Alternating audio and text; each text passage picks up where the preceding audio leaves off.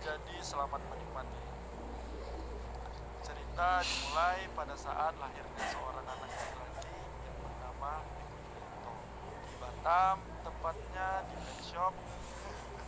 Enggak, aku bercanda aja. Ya intinya aku udah ada aja lah di Nih aku udah ini ya guys lagi. tanggal 24 Juli 1998.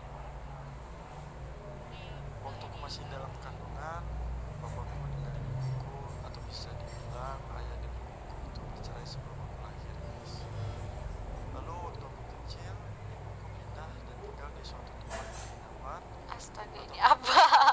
Sebentar. Itu ibuku bertemu dengan seorang laki-laki yang sekarang menjadi ayah. Apa apa suaranya kecil? Gimana suaranya? Ketika aku berumur 1 tahun, Itu udah oh ya. akhirnya orang tuaku membeli rumah. Nih volumenya udah gede belum? di situ dan menjadi keluarga yang cukup bahagia. Waktu aku TK, bisa dibilang aku itu anak yang lumayan terkenal dan berprestasi ya guys. Terkenal. Aman. Udah kan? Udah ya? Dan prestasiku adalah paling sering buat masalah. Dan yang aku ingat waktu itu aku pernah melempar batu kepada temanku dan headshot. Oh my god. Hari-hariku di TK. Ini aku udah nonton sih di TikTok. Kelas. Lalu Tapi aku gak beranjak sampai SD, semua. namun kenakalan dan kebandelanku masih terbawa. Nah, pas kelas 2 SD lah aku mengenal yang namanya komputer. Aku di sini langsung ke warnet dan game pertama yang aku mainin Bentar ya, guys. adalah The Great Merchant. Lalu aku main Dota 1 juga dan akhirnya Kalau mau adik-adikku YouTube pas besarin, SD iya. kebanyakan bermasalah. Sering bolos. Udah dibesarin, ini paling besar warnet tahu. buat main game-game yang aku sukai. Dan akhirnya aku pun lulus SD dan waktu libur panjang ku habiskan dengan terus bermain game-game yang ku sukai. Ih, astaga ini apa? Waktu SMP aku dimasukkan ke pesantren sama ibuku. Awalnya aku itu ngerasa di pesantren itu kehidupan bakal enak, jauh dari orang tua dan bebas. Tapi itu semua gak sesuai sama ekspektasi aku. Hah?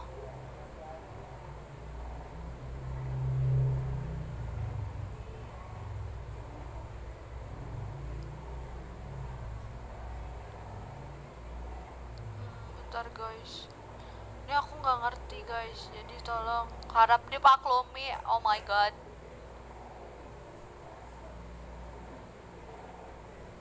Mikanya kecilin. Hah? Kecilin. Oh iya ya.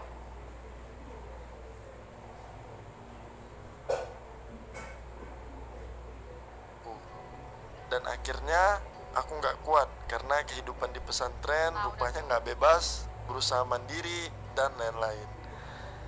Lalu waktu aku naik ke kelas 2 memutuskan Guys, tonton untuk dulu pindah ya, guys. sekolah Aku- ke aku SMP penasaran biasa. nih. Di situ aku senang banget karena aku bisa dapat kebebasan. Dan ibuku membelikan aku komputer supaya aku nggak mengulangi kebiasaan aku dulu yang sering bolos dan ternyata semua tidak sesuai harapan, malah jadinya lebih Kekecilan parah. Mikaya sih ampun. Tadi katanya kebesaran. Waktu itu aku sampai bolos 3 Aduh. bulan. Udah kalian nonton Dan aja ibu dulu guys. aku sering banget dipanggil ke sekolah. Tapi pada akhirnya aku pun masuk ke sekolah lagi seperti biasanya, menjadi anak baik.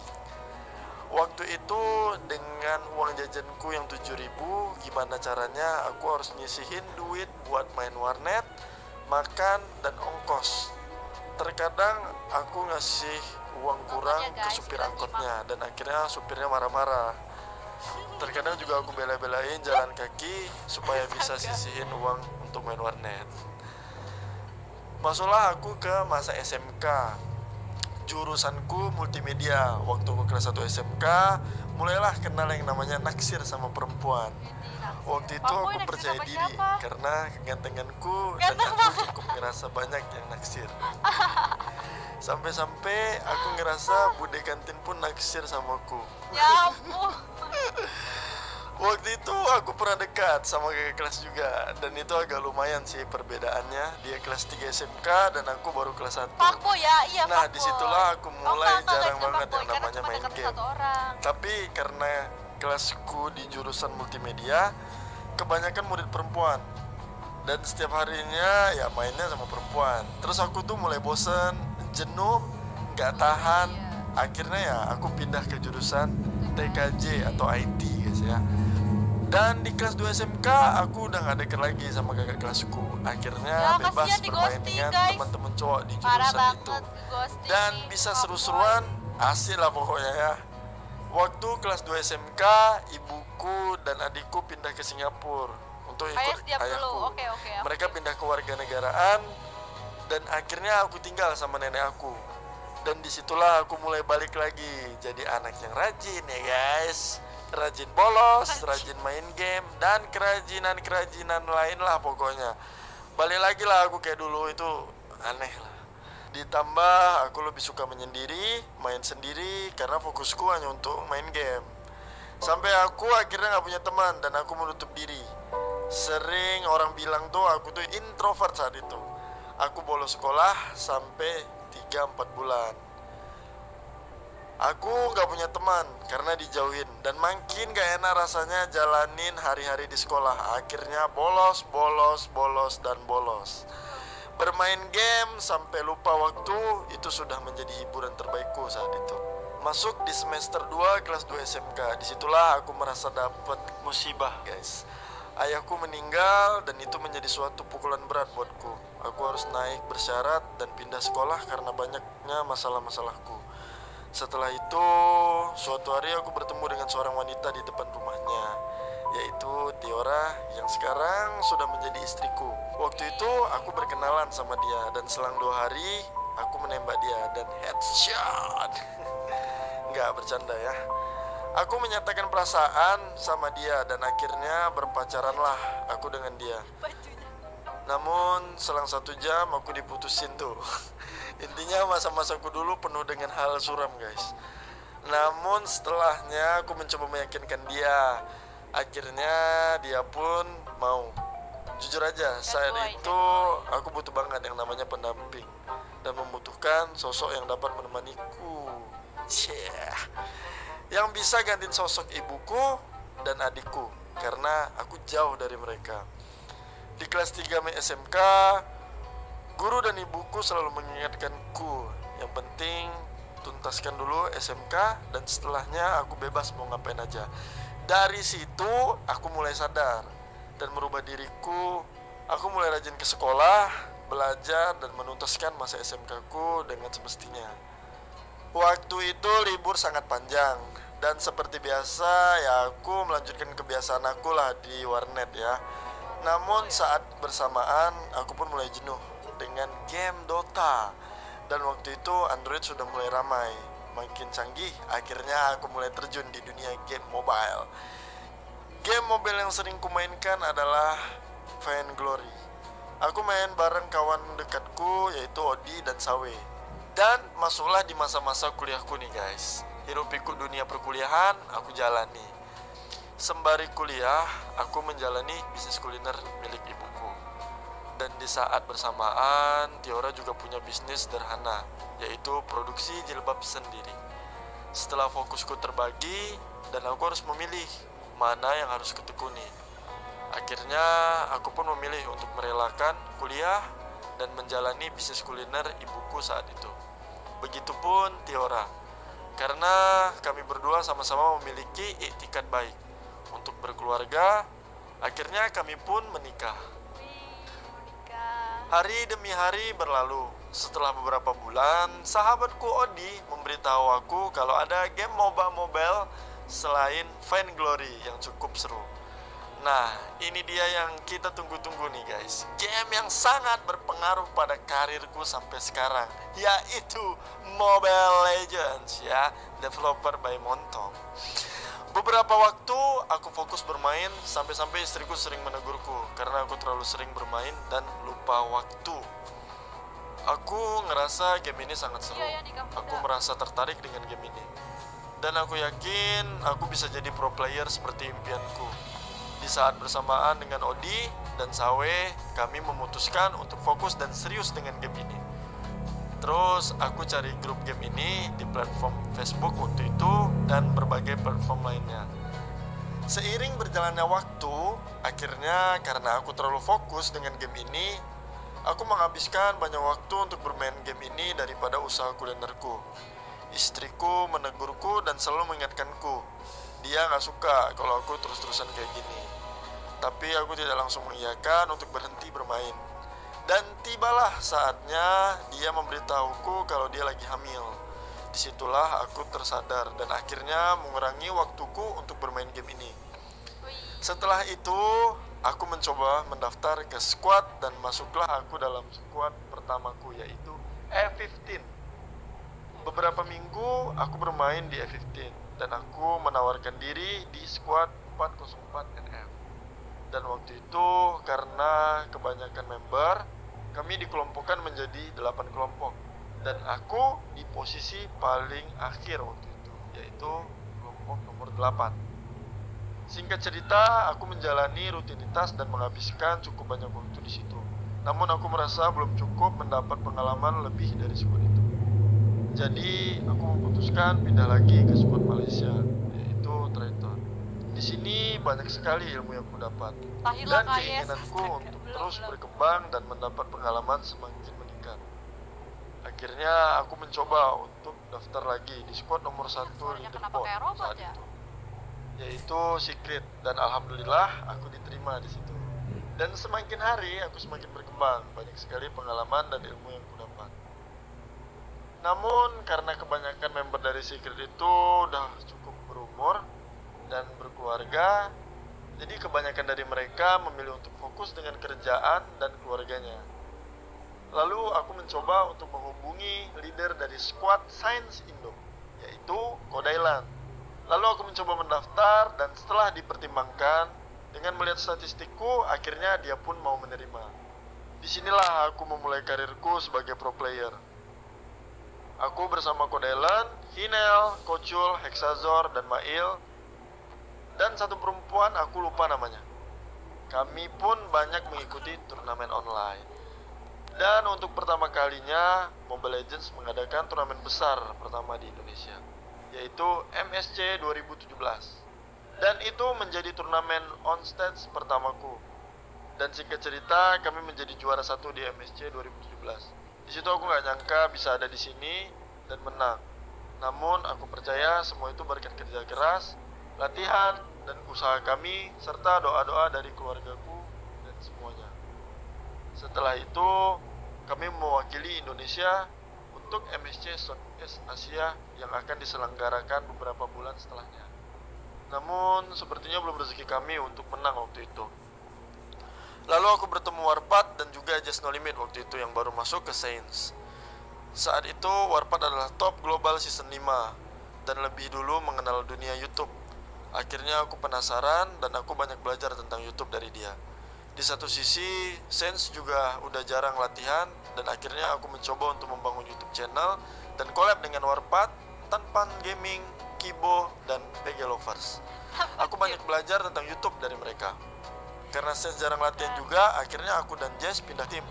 Waktu itu Dongki nawarin buat join ke EVOS Esports. Bersama Dongki, Kenir, Oreo, Just No Limit, dan aku, kami semua lolos babak kualifikasi online MPL Season 1. Dan kami pun sangat percaya diri bahwa kami bisa dapat juara 1, dan ternyata masih belum rezeki juga. Namun kami tetap bersyukur bisa di peringkat 2 di MPL Season 1. Lanjut ke perjalanan MPL Season 2. Roster sudah berganti, Kenir dan Oreo keluar dan masuklah Marsha. Seiring berjalannya waktu, Dongki pun akhirnya keluar juga. Kami mencari penggantinya dan ketemulah dengan Emperor dan kami menjadi satu tim. Singkat cerita, kami terus berlatih bersama di gaming house kami yang bertetapan di Jakarta. Kami terus membangun chemistry dan berlatih untuk persiapan MPL Season 2. Setelah kami bersaing dengan tim-tim besar lainnya, akhirnya kami masuk ke Grand Final. Dan lagi-lagi kami belum bisa mendapatkan juara 1 karena harus kalah oleh RRQ pada waktu itu. Namun itu semua bukan hasil yang mengecewakan. Aku tidak patah semangat dan tetap optimis kalau next pasti bisa jadi juara. Tetapi sangat disayangkan kami harus berpisah dengan Step atau Marsha dan Joe yang keluar dari EVOS juga. Di perjalanan MPL Season 3, roster terus berganti. Akhirnya aku, Jess, Rek, Jiao, dan Ji menjadi satu tim di MPL season 3. Dan coach kami awalnya Gaming, namun Gaming keluar dan digantikan oleh Bjorn atau Zeus. Saat itu kami sangat aktif dan serius dalam latihan, sampai-sampai harus berlatih ke Filipina. Setelah itu dimulailah MPL season 3. Aku cukup yakin kalau kita bisa juara kali ini. Namun semua harus berakhir dengan hasil yang cukup membuatku merasa sangat jatuh. Mengalami kekalahan telak dan harus berakhir di posisi ke-8. Di situ aku berpikir, aku masih banyak kekurangan. Rasanya ketika aku udah berjuang keras, mati-matian untuk latihan, dan semua itu masih juga belum cukup ternyata. Sempat terpikir olehku untuk berhenti dan hilang semangat untuk mengikuti MPL lagi. Aku merasa mungkin belum takdirku untuk bisa menang. Hingga tiba saatnya suatu hari aku duduk di suatu kafe dan aku melihat ada tulisan motivasi dari Muhammad Ali. Udah, penggila quotes bro. Kata-kata yang membuatku kembali termotivasi untuk mendapatkan goals atau tujuanku. Akhirnya aku pun memutuskan untuk lanjut. Setelah beberapa waktu berlalu, masing-masing dari kami ada yang memutuskan untuk berhenti, kecuali aku dan Rek.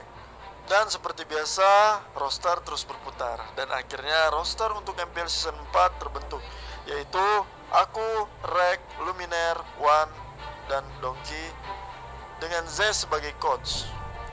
1 minggu terbentuk, kami langsung memenangkan INC dan mempersembahkan piala untuk EVOS ML yang awalnya aku drop banget. Sewaktu itu menjadi semakin percaya lagi dan memiliki semangat penuh layaknya baterai yang habis dicas bro.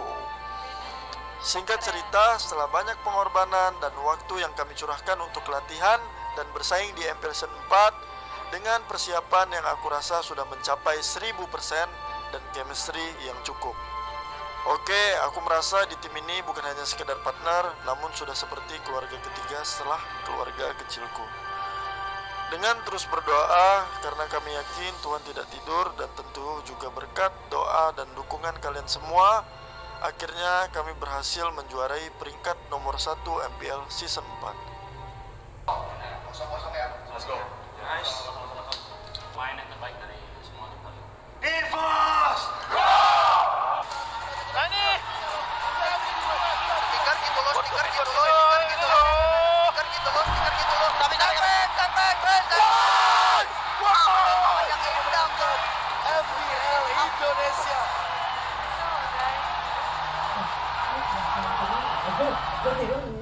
Tak berhenti di situ, setelah MPL Season 4, kami tidak berleha-leha dan malas-malasan.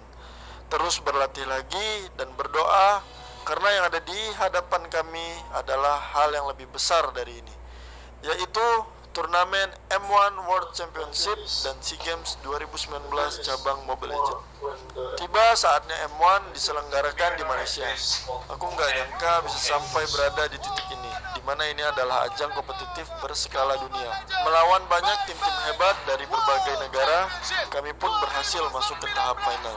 Di sini aku merasa kesabaran dan mental kami sangat diuji. Berkat doa kami, doa keluarga, dan doa dari pendukung kami seperti mendapatkan keajaiban yang selama ini belum pernah kami rasakan. Dan kami memenangkan M1 World Championship ini. EVOS Legends become a legend for M1 Mobile Legends Fans World Championship 2019. Apa ya? Legend yang menang-menang gitu. Begitu gila, seperti yang KB katakan juga. EVOS Legend menyuarakan suatu hal yang luar biasa tentunya. Perjalanan mereka begitu menggila sampai pada titik ini. Tanpa adanya lon, tanpa adanya turtle yang ketiga, mereka strike pose, mereka melakukan pose dengan sangat luar biasa. EVOS Legends benar-benar menjadi legend. Aku merasa bahagia dan bersyukur. Akhirnya Tuhan mengizinkan kami untuk mengangkat piala M1 ini. Alhamdulillahnya, aku berkesempatan untuk mewakili Indonesia di ajang SEA Games 2019 di Filipina. Yang belum tentu ke depannya di SEA Games cabang Mobile Legends ada lagi. Di sini aku berpikir kalau aku nggak boleh nyanyain kesempatan ini. Akhirnya SEA Games pun dimulai. Akan tetapi takdir berkata lain. Kami harus puas di peringkat kedua dan tetap bersyukur karena menurutku SEA Games sangat berarti dan gak membuatku kecewa dengan semua yang telah ku perjuangkan. Dan pada akhirnya aku berpikir mungkin udah saatnya aku berhenti berkompetitif dulu. Telah banyak suka duka yang kulewati, sekarang saatnya aku untuk istirahat. Dan satu alasan lain juga, selain aku ingin fokus ke keluarga, ya mungkin ini terdengar lucu ya, tapi ini memang yang aku rasakan. Entah kenapa saraf jempolku itu seperti tidak beres. Terkadang tuh aku ngerasain jempolku ini kram. Tapi sekarang aku fokus ke keluarga, streaming, bikin konten, dan mengurus beberapa bisnis kecilku. Aku sangat berterima kasih kepada Tuhan, keluargaku, kerabat dekatku, dan kalian semua yang udah mensupportku. Tanpa adanya support dari kalian semua, belum tentu aku sampai di titik ini. Hanya Tuhan yang dapat membalaskan kebaikan semua.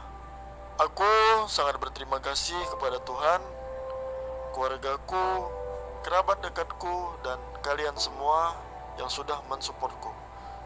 Hanya Tuhan yang dapat membalas kebaikan kalian semua. Mungkin cukup sampai di sini aja Draw My Life-ku. Lebih kurangnya tolong dimaafkan guys ya. Makasih banyak semua buat kalian. Sekali lagi terima kasih semuanya yang udah menonton video Draw My Life-ku ini.